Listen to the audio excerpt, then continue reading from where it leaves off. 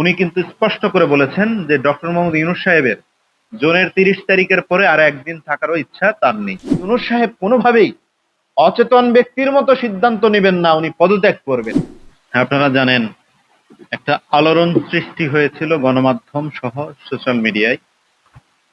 বাংলাদেশের প্রধান উপদেষ্টা ডক্টর মোহাম্মদ ইউনূস সাহেব নাকি পদত্যাগ করবেন। আসলে এই বিষয়টি সত্য নয়। আমরা যতটুকু জেনেছি ১৯ তারিখ একটা বৈঠক হয়, যে বৈঠক থেকে মন্ত্রী পরিষদ সচিবকে পর্যন্ত বের করে দেওয়া হয়। খুব সিক্রেট একটা মিটিং হয়। সেই মিটিংকে বাচ্চা উপদেষ্টা এবং মধ্যবয়সী উপদেষ্টাদের সমন্বয়ে একটা দাবি পেশ করা হয় যে আমরা ৫ বছর কিংবা দীর্ঘ সময় ক্ষমতায় থেকে সংস্কার বিভিন্ন কিছু কাজ করতে চাই। তো তখন ডক্টর মোহাম্মদ ইউনূস সাহেব বলেছেন যে আমি দেশের মানুষকে কথা দিয়েছি ডিসেম্বর থেকে জুনের মধ্যে নির্বাচন দিব এবং এই সময়ের মধ্যে নির্বাচন দিয়ে আমি আমার জায়গায় ফিরে যাব। আমার কথার বাহিরে আমি যেতে চাই না। এবার যদি বলেন ডক্টর মোহাম্মদ ইউনূস সাহেব এই কথা মিথ্যে বলেছে, আমি বলবো তিনি সত্য বলেছে এই কথা। তার প্রমাণ করেছেন ওনার প্রেস সচিব গত ২ দিন আগে। উনি কিন্তু স্পষ্ট করে বলেছেন যে ডক্টর মোহাম্মদ ইউনূস সাহেবের জুনের ৩০ তারিখের পরে আর একদিন থাকারও ইচ্ছা তার নেই।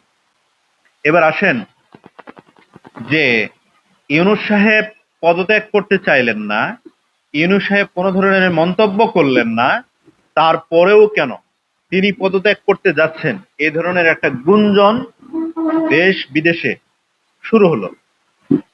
কিছু সুবিধাভোগী ক্ষমতার কাছাকাছি থাকা রাজনৈতিক দলগুলো তারা সুবিধা নেওয়ার পরিপ্রেক্ষিতে এই ধরনের একটা হিউমার গণমাধ্যমে, সোশ্যাল মিডিয়ায়, ফেসবুক পেজে তাদের ব্যক্তিগত ভেরিফাইড ফেসবুক পেজ থেকে পোস্ট করে এবং প্রধান উপদেষ্টার সাথে সাক্ষাৎ করে সেই ধরনের একটি গুজব তারা রটিয়েছিল। কারণ ইউনূস সাহেব আজও পর্যন্ত, এখন পর্যন্ত তিনি কিন্তু বলেন নাই তিনি পদত্যাগ করবেন। তার ভেরিফাইড ফেসবুক পেজেও কিন্তু বলেন নাই, তার প্রেস সচিবও বলেন নাই তিনি পদত্যাগ করবেন। যে ব্যক্তিটা পদত্যাগ করতে চাইলেনই না তাকে বলা হলো সে নাকি পদত্যাগ করবেন। এই কথাগুলো বলে যখন একটা রাজনৈতিক দল, আমরা জানি যারা ক্ষমতার কাছাকাছি থেকে, আমরা যদি বলতে হয় মানে তারা খুব ক্ষমতা এনজয় করছেন এই মুহূর্তে। এই ক্ষমতা এনজয়কৃত রাজনৈতিক দলটি যখন জনগণের কাছ থেকে, দেশের মানুষের কাছ থেকে এক প্রকার কোণঠাসা হয়ে যাচ্ছিলেন তাদের অপকর্মের দায়ে, সেই দলটিকে জীবিত করার জন্য এই ধরনের একটি প্রপাগান্ডা ছড়ানো প্রয়োজন ছিল। তাই তারা এই ধরনের একটা প্রপাগান্ডা ছড়িয়ে তাদের ইমেজকে পুনরায় জীবিত করবার চেষ্টা তারা করেছে। সেই ক্ষেত্রে তারা সফলও হয়েছে। কারণ জনবিচ্ছিন্ন হয়ে যাওয়া একটা রাজনৈতিক দল পুনরায় জনগণের সমর্থন কুড়ানোর জন্য, পুনরায় জনগণকে তাদের দিকে ডাকার জন্য তাদের প্রয়োজনের সাথে এই ধরনের একটি মিথ্যা গণমাধ্যম সহ সোশ্যাল মিডিয়ায় ব্যাপকভাবে আলোচনার কেন্দ্রবিন্দুতে রূপান্তরিত করতে পেরে তারা সফলকাম হয়েছে। আজকে দেখেন ইউনূস সাহেব কেন পদত্যাগ করবেন, এই ধরনের কোন ধরনের সিচুয়েশন বাংলাদেশে এই মুহূর্তে কিন্তু ঘটেনি। আমরা ইউনূস সাহেবকে টেনে হিচড়ে বের করতে যাইনি যমুনা থেকে যে আপনি নির্বাচন দিতেই হবে এই মুহূর্তে, আপনাকে না হলে আমরা টেনে হিচড়ে বের করে ফেলবো। ইউনূস সাহেবের এই ধরনের কোন সিচুয়েশন আসেনি। এই ধরনের সিচুয়েশন আসলে ইউনূস সাহেব বলতে পারতেন যে তিনি পদত্যাগ করবেন।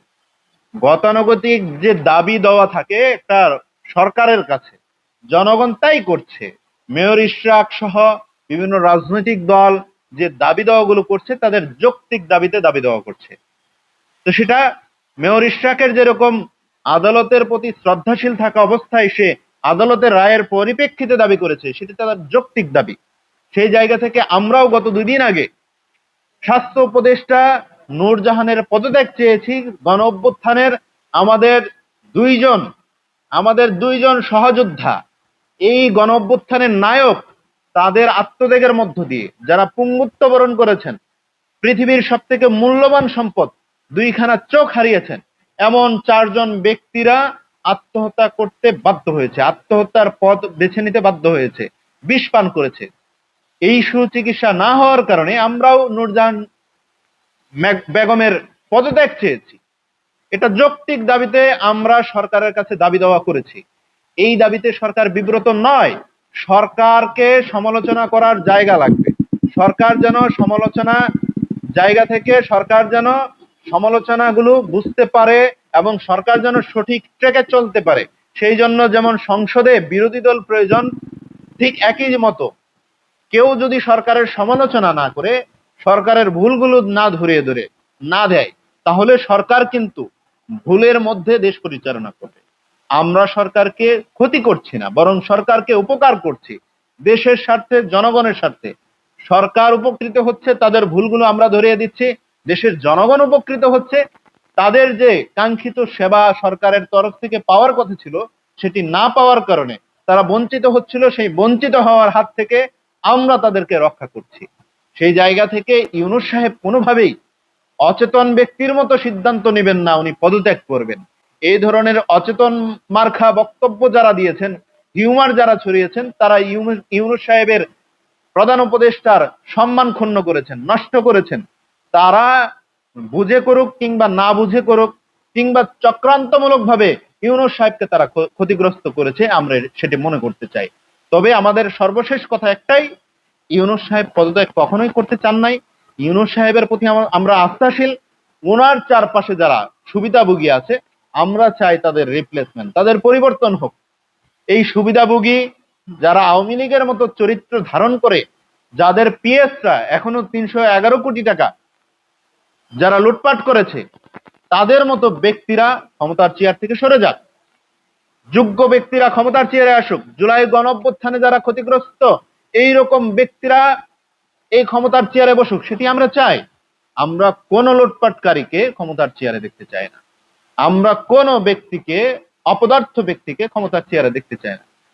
সেই জায়গা থেকে ডক্টর মোহাম্মদ ইউনূস সাহেব যথেষ্ট যোগ্য ব্যক্তি, তার প্রতি আমরা আস্থাশীল। আমরাও দ্রুত সময়ের মধ্যে নির্বাচন চাই। যদি সম্ভব হয় ডিসেম্বরের আগেই নির্বাচন দিয়ে দেন, আর যদি সম্ভব না হয় তাহলে ডিসেম্বরের মধ্যে নির্বাচন দেন। ডিসেম্বর ওভারকাম আমরা করতে চাই না। ডিসেম্বরের মধ্যেই ইউনূস সাহেবকে বলবো, বিনয়ের সাথে বলবো, আপনার প্রতি আমরা আস্থাশীল, আপনি নির্বাচনটি দিয়ে দিবেন।